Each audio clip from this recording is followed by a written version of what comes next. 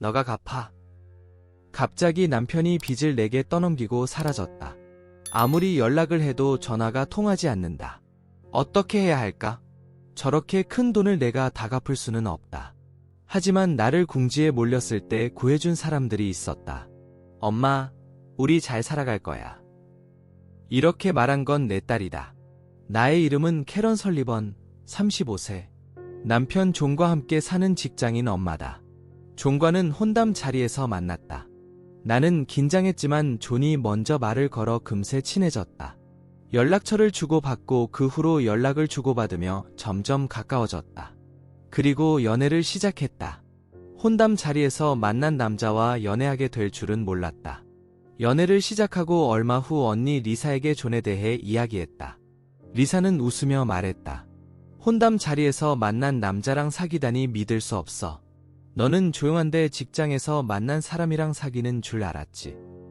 나는 워낙 내성적인 성격이라 술을 마실 나이가 되어서도 직장 동료나 친구들과 술자리를 같이 하지 않았다. 나도 놀랐어. 내가 대답했다. 그냥 숫자 맞추러 간 거지? 리사가 놀렸다. 그래. 내가 인정했다. 존의 사진을 보여주니 리사는 놀랍게도 예상치 못하게 잘생겼네 라고 말했다. 그 후로 우리는 서로의 근황을 이야기하다 헤어졌다. 리사는 아직도 남자친구 없이 혼자 살고 있다. 편한 거라서 혼자 사는 걸 선호하는 듯하고 결혼이나 남자친구는 전혀 생각이 없다. 리사의 생각도 이해하지만 나는 존과의 미래를 그리며 마음이 가득했다. 지금의 연애가 잘 되고 결혼해서 아이를 낳으면 얼마나 행복할까? 리사와 이야기를 나눈 후 집으로 돌아가는 길에 나는 모르게 미소가 지어졌다. 몇 년 후 존과 나는 행복하게 결혼했다. 그가 프로포즈했을 때 눈물을 글썽인 걸 기억한다. 새 아파트를 임대하고 함께 살기 시작했다. 우리는 전에 같이 살아본 적이 없어서 존과 하루 종일을 보낼 수 있는 게 꿈 같은 일이었다. 우리는 둘 다 직장인이었고 근무 시간이 맞지 않았지만 함께 저녁을 먹고 침대에서 나란히 잠을 잤다. 가능한 한 많은 시간을 함께 보내려고 노력했다. 휴일이 같아서 집에서 쉬거나 드라이브를 다녔다. 매일이 행복했다. 그러다 우리 삶에 큰 변화가 있었다. 아이를 낳은 것이다. 우리 딸이 태어난 순간을 결코 잊지 못할 것이다. 너무 작고 내 팔에 꼭 맞았다. 이것이 행복이라는 거구나. 가족들이 몰려와 축하해 주었다. 우리에게 행복을 안겨준 딸의 이름을 수지로 지었다. 수지를 낳기 전에 나는 직장을 그만두고 전업주부로 집안일과 아이 돌보기에 전념했다. 남편 존은 직장에서 피곤했을 테지만 집안일과 아이 돌보기를 맡았다. 수지를 내가 돌보니 너는 좀 쉬렴. 네, 고마워요. 나는 그렇게 대답했다. 존과 결혼해서 다행이었다. 하지만 몇 년 후에 나는 내 생각이 잘못됐다는 것을 깨닫게 되었다. 수지가 태어난 지 몇 년 후 존이 갑자기 직장을 그만두었다. 그는 왜 그만둔지 이유를 설명했다. 새 상사와 잘 안 맞아서 스트레스를 받았다고 했다. 하지만 그렇다고 해서 나와 상의하지 않아도 되었다. 물론 남편이 고생한다면 그만두는 것도 옵션이다. 하지만 우리는 지금 가족이고 존의 수입으로 간신히 생계를 유지하고 있으니 나와 조금이라도 상의했어야 했다. 도대체 뭐야? 갑자기 그만두다니. 다른 직장을 구했어? 내가 물었다. 걱정하지 마, 생각해봤어. 그가 애매하게 대답했다. 그의 대답은 전혀 안심시키지 못했다. 불안할 뿐이었지만 존을 믿을 수밖에 없었다. 얼마 후 존은 새로운 직장을 구했다. 안도했다. 나도 직장에 다닐 수 있었지만 수지가 아직 어렸기 때문에 그 생각은 싫었다. 수지가 조금 더 잘할 때까지 보고 싶었다. 새 직장은 어때? 잘 지내? 내가 물었다. 응, 괜찮아. 그가 대답했다. 회사에서 또 뭔가 일이 있었어? 상사나 동료들과 안 맞았다거나. 편하렴. 다 괜찮아. 이봐, 수지를 내가 돌봐줄게. 너는 목욕이나 해. 진짜요? 그럼 고마워요. 뭔가 이상한 느낌이 들었지만 계속 캐묻는 건 너무 잔소리하는 것 같아서 수지를 그에게 맡기고 목욕을 하러 갔다. 며칠 후 존이 우울한 표정으로 집에 돌아왔다. 무슨 일이 있었는지 물어보려고 했는데 익숙한 기분이 되살아났다. 바로 존이 갑자기 직장을 그만둘 때였다. 또 그만둔 건가? 내 추측이 틀렸으면 좋겠지만 그 희망은 금세 산산조각 났다. 직장 그만뒀어. 그가 말했다. 에? 내가 물었다. 그냥 사람들이 안 맞아서 계속 나를 부려먹고 나보다 몇 살이나 어린 사람들이 나한테 지시하는 거 참을 수가 없어. 그가 설명했다. 그래, 새로운 직장을 찾으면 되잖아. 나도 도와줄게. 내가 말했다. 갑자기 존의 얼굴이 무섭게 변했다. 그리고 소리를 질렀다. 무슨 표정이야? 내가 직장을 그만둔 게 마음에 안 드는 거야? 내가 내 돈으로 살아가면서 주부 노릇만 하면서 나한테 잔소리하니? 그러더니 가방을 거실 소파에 던졌다. 야, 닥쳐. 존은 머리를 헝클어 놓고 냉장고에서 술병을 꺼내 마치 짜증을 없애려는 듯이 단숨에 마셨다. 나는 존을 이렇게 본 적이 없었다. 동시에 설명할 수 없는 두려움이 엄습했다. 나는 그를 깔보려는 말을 전혀 하지 않았고 도와주겠다고 제안했을 뿐이었다. 존은 매우 짜증이 난 듯이 화난 말을 퍼붓고 소파에 주저앉았다. 나는 무슨 일이 있었는지 궁금했지만 그냥 존의 말만 듣고 있었다. 아마도 그날부터 존과 나의 사이가 틀어졌는지도 모른다. 그 이후로 존은 직장을 그만두는 것을 반복했고 오래 근무한 적이 없었다. 안정적인 수입을 확보하지 못해 가까스로 생계를 유지해야 했다. 이제는 직장을 정착시켜야 할 때가 아니야? 내가 말했다. 처음에는 존의 감정을 고려해서 잔소리를 하지 않았지만 상황이 악화되자 말하지 않을 수 없었다. 잔소리 그만해. 돈이 필요하면 벌면 돼. 나한테 너무 의지하지 마. 그가 반박했다. 그럼 수지는 어떻게? 내가 물었다. 난 상관없어. 그가 대답했다. 그때쯤 존은 수지를 짐처럼 여기며 관심을 잃은 듯했다. 수지가 태어났을 때는 너무 기뻤는데 지금은 완전히 다른 사람처럼 보였다. 내가 아무리 간청해도 존은 직장을 다니지 않았다. 많은 고민 끝에 나는 수지를 친구 리사에게 맡기고 직장에 다니기로 했다. 정말 미안해. 짐 떠넘겨서. 내가 사과했다. 괜찮아. 수지랑 같이 놀면 재밌을 거야. 리사가 안심시켰다. 고마워. 내가 말했다. 수지는 아직 유치원에 입학한 지 얼마 되지 않았지만 나는 걱정하지 않았다. 리사에게 맡기기 때문이기도 하고 수지가 나에 비해 성숙해 보였기 때문이다.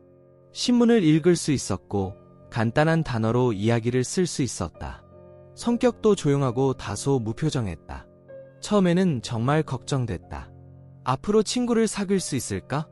나 외에 다른 사람들과 제대로 교류할 수 있을까? 하지만 걱정할 필요가 없다는 걸 알았다. 친구를 사귀었던 것 같다. 부모로서 매우 안도했다. 이런 점을 생각하니 내가 직장에 다니기 시작해도 괜찮을 것 같았다. 놀랍게도 나는 쉽게 직장을 구했다. 그래서 정규직으로 일하기 시작했다. 급여도 꽤 좋았다. 존이 또 직장을 그만두더라도 가족을 부양할 수 있었다. 힘들었지만 동료들은 친절했고 매일 즐겁게 일할 수 있었다. 내가 직장에 다니기 시작한 지 몇 년 후에 존이 마침내 진지하게 일하기 시작했다. 아마도 안정적인 직장을 찾은 것 같다. 그 사실만으로도 마음이 편해졌다. 동시에 존의 기분이 점차 좋아지는 것을 느꼈다. 마치 우리가 결혼했을 때 처음 만났을 때의 존으로 돌아온 것 같았다. 정규직이 되면서 나를 돌보기 시작했다. 괜찮아? 피곤하지 않아? 물어보았다. 그의 성격 변화가 너무 극적이어서 의아했다. 하지만 그의 직장 상황이 안정되면서 마음이 편해졌을 거라고 생각했고 약간 안도했다. 수지도 건강하게 자라고 있었다. 이 무렵 존은 수지에게 다시 친절해졌고 아버지답게 수지와 놀았다. 수지는 존과 놀기를 좋아하는 것 같았다. 하지만 나는 여전히 직장을 그만두는 게 두려워서 리사에게 계속 의지했다. 수지는 어때? 수지가 외로워 보이지? 아니, 수지가 너무 행복해. 리사가 대답했다. 수지가 행복하다면 그만이다. 나는 이제부터 리사에게 의지해야 하니 저녁 한 끼 사주고 싶다고 생각하며 안도의 한숨을 내쉬었다. 몇 년 후 수지는 3학년이 되었고 매일 학교 생활을 즐기고 있는 것 같았다. 우리 가족 관계도 예전처럼 좋아졌다. 존과 나는 무슨 일로 다투었을까? 가족으로서 잘 지내고 있었다. 어느 날 존과 이야기를 나누던 중에 그가 제안을 했다. 새 차를 사면 어때? 차? 응, 지금 탄 차도 괜찮긴 하지만 바꿀 때가 된 것 같아. 정비도 힘들고 연차 검사도 있어. 우리가 지금 타고 있는 차는 몇 년 전에 산 것이다. 매번 차량 검사를 받을 때마다 문제점이 늘어나고 수리비가 부담스러웠다. 그럴 수도 있겠네. 알았지? 말이 맞는구나. 캐런, 이미 브로셔가 있어. 뭐? 이미? 고마워. 나는 그가 새 차를 사는데 그렇게 열심일 줄은 몰랐다. 약간 혼란스러운 마음으로 존과 함께 브로셔를 보기 시작했다. 수지, 여기 와. 어떤 차를 타고 싶어? 존이 수지를 불렀고 우리는 모두 함께 차 브로셔를 뒤집어 보았다. 하지만 이렇게 활발한 존이 비극의 시작이 될 줄은 상상도 하지 못했다. 몇 달 후 우리는 마침내 차를 정하고 배송받았다. $20,000가 조금 넘는 새 차였다. 차 대출은 내 이름으로 했다. 보통은 존의 이름으로 할 것이지만 그의 직장 이력이 불안정해서 신용조사에 통과하지 않을까 봐 걱정이 되었다. 이제부터는 대출을 갚기 위해 더 열심히 일해야겠다고 결심했다. 존도 나와 마찬가지로 생각할 거라고 생각했다. 하지만 나의 생각은 크게 빗나갔다. 믿을 수 없게도 존이 집에 오지 않았다. 새로 산 차를 가지고 어디론가 사라졌다. 존이 사고를 당했을까? 무슨 일이 일어난 건지 알 수 없었다. 혼란스러운 가운데 전화가 걸려왔다. 존이었다. 여보? 어디 있는 거야? 난 괜찮아. 걱정하지 마. 무슨 말이야? 갑자기 사라졌고 차도 없어졌는데 도망친 건지 사고를 당한 건지 걱정이 돼. 나는 존이 걱정된다고 간절히 설명했다. 하지만 존은 그냥 내 걱정을 웃어넘기고 충격적인 사실을 밝혔다. 사실 다른 여자를 사랑하게 됐어. 내보다 더 사랑해. 뭐라고? 내 말이 뭐인지 알겠지. 내보다 더 사랑하는 사람을 찾았어. 변호사를 고용하고 이혼 소송을 시작했으니 나를 방해하지 마. 이혼? 너무 갑작스럽다. 아, 그리고 빚이 있어. 내 대신 갚아줄래? 빚? 얼마나? 약 $300,000 정도야. 갚아줄 거지? 그러더니 존은 갑자기 전화를 끊었다. 이게 정말 일어나고 있는 일일까? 지금까지 보여줬던 미소는 다 거짓말이었을까? 그 생각에 기력이 빠졌다. 엄마, 괜찮아? 내가 바닥에 주저앉자 수지는 부드럽게 등을 쓰다듬었다. 네, 괜찮아. 고마워. 괜찮다고 했지만 사실은 전혀 괜찮지 않았다. 이제부터 큰 빚을 지고 살아야 할까? $300,000는 엄청난 금액이었다. 게다가 차 대출도 내 명의로 남아있었다. 갑자기 통장을 찾기 시작했다. 생각나는 곳은 다 뒤졌지만 어디에도 없었다. 체크카드도 없었다. 스마트폰에서 뱅킹 앱을 열었다. 잔액이 줄어 있었다. 내가 돈을 낸 기억은 없었다. 존밖에 떠오르지 않았지만 아무리 노력해도 존에게 연락할 수가 없었다. 소용없다. 나는 당황했지만 지금은 돈을 버는데 집중해야 했다. 걱정할 시간은 없었다. 그런 생각으로 일에 집중했다. 리사에게는 아무 말도 하지 않았다. 걱정을 끼치고 싶지 않았기 때문이다. 물론 수지에게도 말하지 않았다. 존이 도망친 지 몇 주 후 나는 직장에서 기절했다. 눈을 뜨니 병원에 있었다. 어머, 캐런, 괜찮아? 아, 언니? 수지가 리사 옆에 서 있었다. 엄청난 스트레스로 쓰러졌다고 한다. 이제 며칠 동안 병원에 머물며 검사를 받아야 했다. 입원하라니? 퇴원하면 존에 대해 이야기해야 해. 수지한테 다 알아. 수지한테? 응, 전화 통화를 우연히 들었어. 수지가 다 알고 있었다는 걸 믿을 수가 없었다. 퇴원하면 리사에게 혼날 줄 알고 약간 우울했다. 다음 날 검사가 시작됐다. 놀랍게도 내 몸에서 암이 발견됐다. 진행성 암은 아니었고 수술을 하면 상당히 호전될 것이라고 했다. 그래서 수술을 받았다. 그 후 퇴원했는데 아직은 일할 만한 상태가 아니었다. 저축도 없고 수입도 없다. 게다가 수술비와 입원비를 내야 했다. 그때 리사와 수지가 나를 도와주었다. 수지는 리사에게 내 상황과 존이 한 일을 자세히 설명했다. 이를 들은 리사는 분노했다. 리사는 존을 찾아서 빚과 손해를 갚게 하기로 결심했다. 하지만 나는 존이 어디 있는지 몰랐다. 존이 어디 있는지 어떻게 알아? 어떻게 손해배상 청구를 할 수 있을까?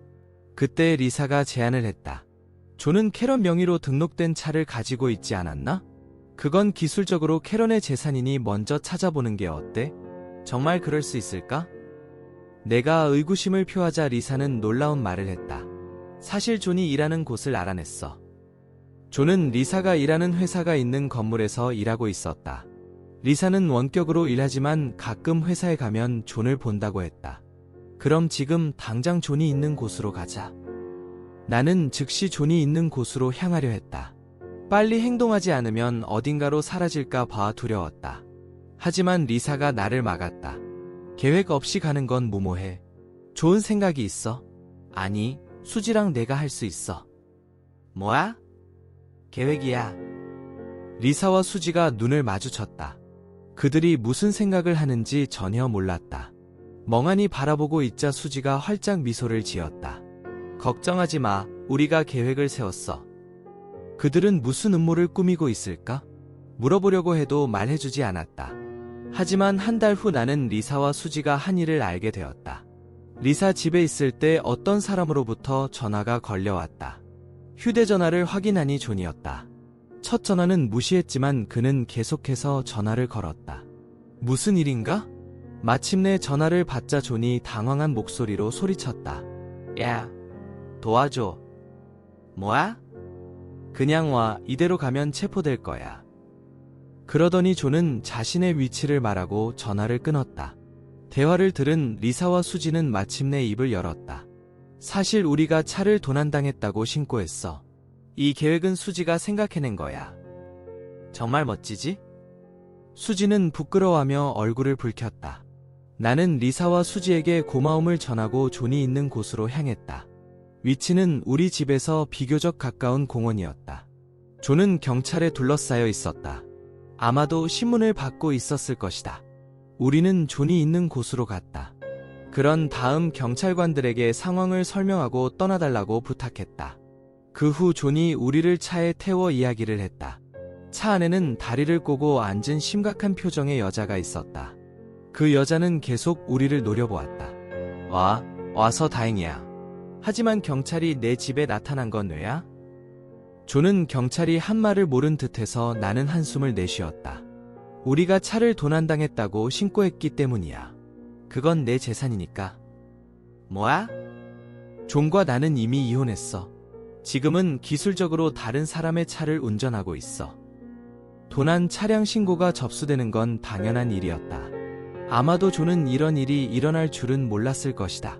존이 놀란 사이 수지는 또 다른 타격을 가했다. 야, 왜 우리를 버렸어?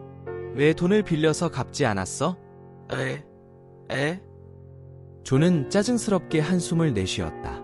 하지만 대화를 시작하지는 않았다. 계속 침묵할 거야? 이러면 경찰을 부르게. 내 이름을 동의 없이 사용한 건 범죄라는 걸 알지?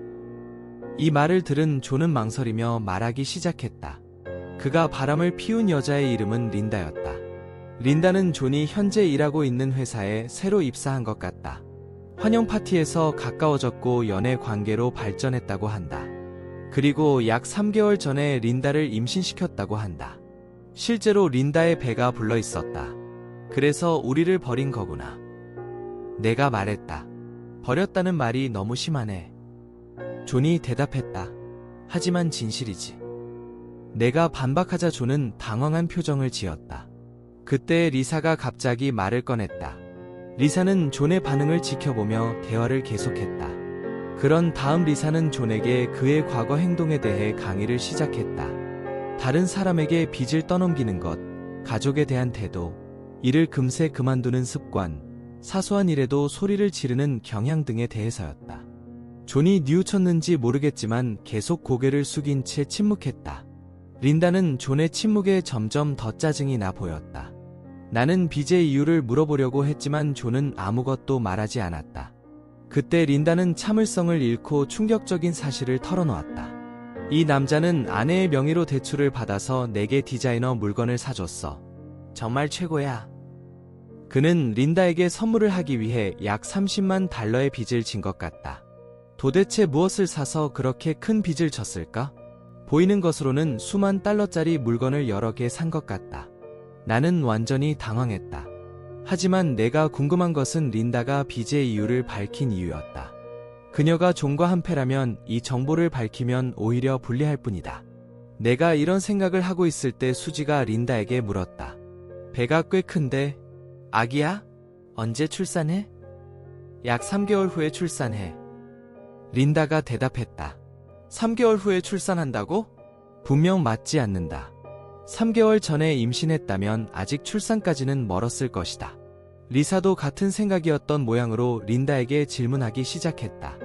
아기가 정말 존의 아기야? 3개월 후에 출산할 리가 없어. 누구 아이야? 리사는 내가 예상했던 것보다 더 직설적으로 질문했다. 나는 충격을 받았지만 린다는 여기서 모든 것을 털어놓기로 한 듯했다. 그래, 아기는 존의 아기가 아니야. 사실 비밀로 하려고 했지만 그와 더 이상 연루되면 문제가 생길 것 같아서 다 말했어. 린다가 고백했다. 왜 우리에게 빚에 대해 말했어? 내가 물었다. 응, 존과는 끝났어. 린다가 냉소적으로 웃으며 말했다. 이 지옥 같은 상황에 있는 것만으로도 괴로웠다. 존은 린다를 불신하는 표정으로 바라보았다. 무슨 말이야? 존이 소리쳤다. 그 말이 뭐라고 알아? 린다가 반박했다. 존과 린다의 말다툼은 이미 지옥 같은 분위기를 더욱 악화시켰다. 하지만 리사가 긴장을 풀었다. 경찰을 부르게. 리사가 태연하게 말했다. 뭐야? 에? 린다는 외쳤다. 우리 말을 듣지도 않고. 그리고 잊었는지 모르겠지만 캐런의 이름을 사용해서 빚을 진 건 범죄야. 그리고 존이 허락 없이 캐런의 차를 운전한 것도 범죄야. 우리 입장에서는 당신과 캐런은 이제 타인이야. 리사가 설명했다. 리사는 내게 경찰을 부르라고 했다. 존과 린다는 나를 막으려고 필사적으로 노력했지만 나는 그들을 무시하고 전화를 계속했다. 몇 분 후 경찰차에 번쩍이는 불빛이 보였다. 이것이 그들이 죄를 지은 것에 대한 대가를 치르는 방법이었다. 빚과 차 문제는 그들이 해결해야 했다. 나는 안도했다. 그 후 존과 린다는 모두 자신의 행동에 대한 책임을 졌다. 두 사람 모두 집행유예도 받지 않았고 감옥에도 가지 않았지만 나에게 손해배상과 자녀 부양비를 지급하고 빚을 갚으라는 명령을 받았다. 두 사람 모두 꽤 억울해 보였다. 변호사를 통해 여러 번 감형을 요청했지만 결국 수지가 차 안에서 녹음한 것이 증거로 제출되어 감형은 이루어지지 않았다. 수지가 왜 녹음했는지 궁금해서 물어보니 리사와 함께 본 TV 프로그램에서 보고 따라했다고 했다. 내 생각에 수지는 정말 영리했다. 동시에 리사가 수지에게 무엇을 보여줬는지 궁금했다. 그때부터 수지는 리사와 함께 살았다. 리사의 집은 멀지 않아서 수지가 학교에 다니는데 문제가 없었다. 우리는 차를 안전하게 되찾았고 존은 빚을 갚고 있었다. 존이 이런 이상한 일을 저지르지 않았다면 빚더미에 쌓인 지옥에 빠지지 않았을 것이다. 리사와 수지가 없었다면 이 상황은 순조롭게 진행되지 않았을 것이다. 나는 우리 둘을 위해 행복한 삶을 제공하기 위해 매일 일한다.